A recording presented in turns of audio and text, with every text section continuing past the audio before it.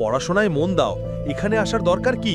তুমি যাও আর কাল থেকে এখানে এসে কাজ করো না, যতক্ষণ পরীক্ষা শেষ না হয় ততক্ষণ। স্যার আমি ম্যানেজ করে নেব, কোনো সমস্যা নেই। আরে আমি বললাম না তুমি যাও, নিজের ভবিষ্যতের দিকে খেয়াল রেখো, পড়াশোনা করো, আমি এখানে সব সামলে নেব।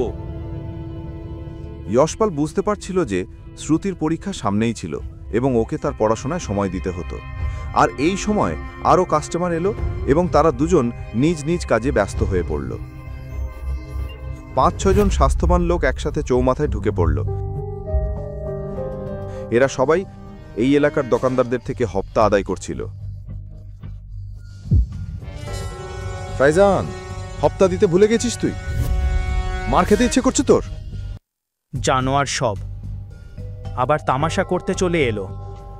না না ভাই, আমি মিথ্যা কেন বলবো? কিন্তু আমার পকেট এখনো ফাঁকা, আমি দেব না। পরের বার পুরো টাকা দেব, প্রমিস। কি রে, আমাকে বোকা ভেবেছো নাকি? আমি আমার পয়সা চাই, এখনই চাই, নইলে তোর এই ঠেলা আমি ভেঙে দেব, বুঝলি? আমি ব্যবস্থা করছি কিছু। ওই ভাঙ।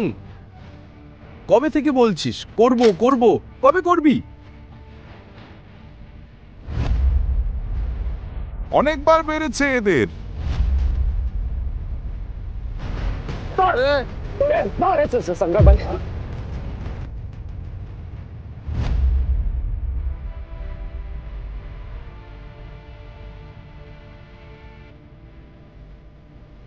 Yashpal sir, Yashpal sir. আমি ঠিক আছি, যাও বাড়ি যাও। না স্যার, আমি আপনাকে এমন অবস্থায় রেখে যেতে পারি না। আমি বললাম না আমি ঠিক আছি, যাও বাড়ি, আমি এখানে সামলিয়ে নেব।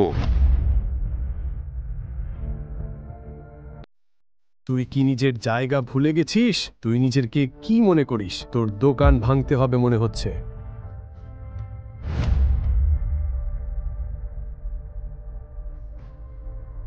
ভালো কথায় বলছি, এখান থেকে ভালোই ভালোই চলে যাও। তুই এখানে হফতা নিতে এসেছিস, হফতা তোল আর চলে যা। আইন হাতে নেওয়া হচ্ছে সংগ্রাম। তুই অনেক নিয়ম কায়দা বানাচ্ছিস, তাহলে শোন আমার কথা আর নিজের কানে ঢুকিয়ে রাখ এই কথাটা। এখানে আইন বানাইও আমি এবং ভাঙাও আমি করি। আর শুনে রাখ সবাই, কান খুলে, আজ থেকে অন্য আইন হবে। এখন থেকে সবাই দ্বিগুণ হাফতা দেবে, বুঝলে কি? দেখতে পাচ্ছি তোর অনেক বার বেড়েছে। ওই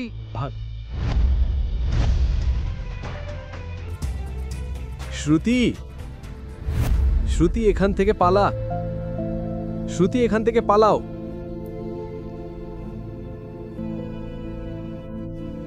দৌড়াও, এখান থেকে চলে যাও।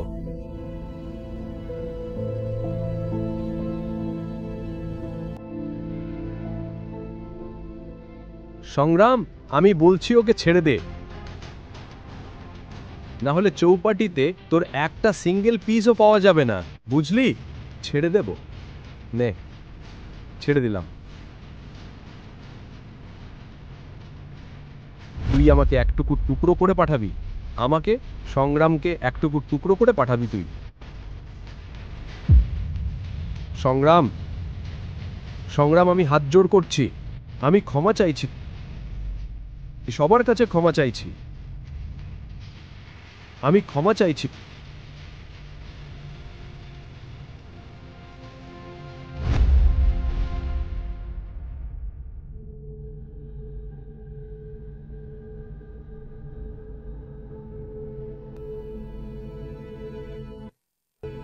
আরে মামু, লোকরা এসে গেছে। এই থামো, কেউ নিজের জায়গা থেকে নড়বে না। সাহেব, সাহেব, আমি নিজেই আপনাকে ফোন করেছিলাম সাহেব। এটা সংগ্রাম, আমাদের এরিয়ার গুন্ডা, আমাদের কাছে হপ্তা চাইতে এসেছিল সাহেব। হ্যাঁ স্যার, স্যার এই নোংরা লোকটা আমাকে খারাপ ব্যবহার করছিল। ইন্সপেক্টর, এটা আমাদের ব্যাপার, তুই হস্তক্ষেপ করিস না। চল। তুই কি পুলিশকে হুমকি দিবি? এই ইন্সপেক্টর, তুই জানিস না, জানিস তো যে আমি কার লোক? তুই সাসপেন্ড হতে চাস? আমি জানি তুই 2 কৌড়ির নেটার 2 কৌড়ির কুকুর, কিন্তু এখন ইলেকশন আছে বেটা, এখন তো তোর বাবা ও তোরকে বাঁচানোর জন্য আসবে না। এই নিয়ে যা একে।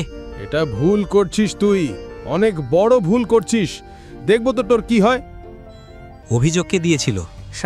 সাহেব আমি ফোন করেছিলাম। তাহলে তোমাদেরকেও পুলিশ স্টেশনে আসতে হবে এফআইআর লেখাতে। পুরো গল্পটি জানতে এখনই পকেট এফএম অ্যাপটি ডাউনলোড করুন, লিঙ্কটি রয়েছে বর্ণনায়।